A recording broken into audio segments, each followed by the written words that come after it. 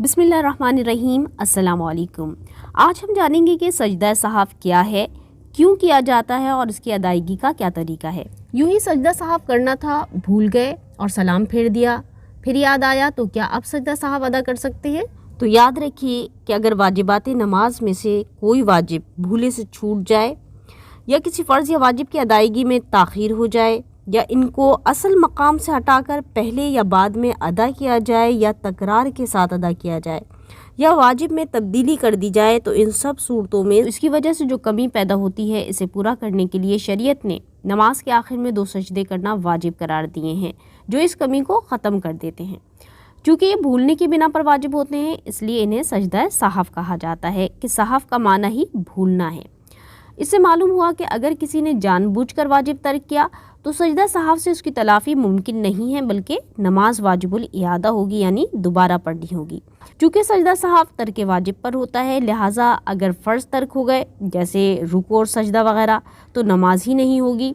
सजदा सहाफ़ से इसकी तलाफ़ी नहीं हो सकती, बल्कि नमाज वाजिबुल इयादा यानी दोबारा पढ़नी होगी।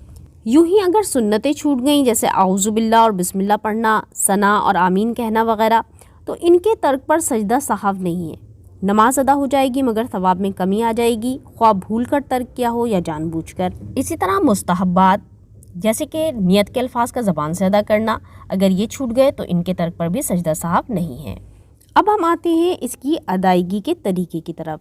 तो फ़िक़्ह हनफ़ी की रोशनी में सजदा सहाफ़ की अदायगी का तरीका ये है कि नमाज के आखिर में मुकम्मल अत्तहियात पढ़ने के बाद, बल्कि अफजल है कि दुरूद शरीफ भी पढ़ लें, फिर सीधी जानिब सलाम फेर कर 2 सजदे करें जैसे नमाज में अदा किए जाते हैं, फिर दोबारा अत्तहियात पढ़ें, दुरूद शरीफ और दुआ पढ़कर सलाम फेर दें।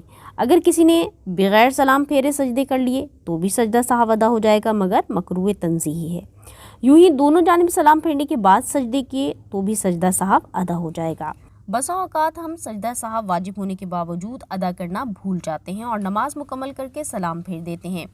ऐसी सूरत में जब तक सलाम के बाद मुनाफी नमाज कोई अमल ना पाया गया हो तो सजदा सहाफ़ कर लें। मसलन सलाम के बाद याद आने तक दुनियावी कलाम, खाना पीना, चलना फिरना नहीं किया, ना ही बेवुज़ू हुए, सीना बेक़िबले से नहीं फिरा, तो याद आते ही सजदा सहाफ़ करें और फिर अत्तहियात, दुरूद और दुआ पढ़कर सलाम फेरें।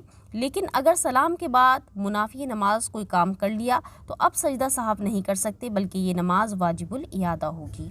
यूँ ही अगर एक नमाज में 1 से ज़ायद वाजिब छूट जाएं तो ये ही 2 सजदे सबके लिए काफ़ी हैं।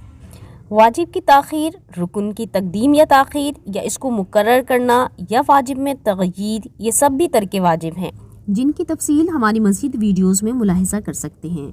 अल्लाह तबारक व तआला इन मसाइल को सीख कर अमल करने और दूसरों तक पहुँचाने की तौफ़ीक़ अता फ़रमाए। आमीन। अस्सलामु अलैकुम।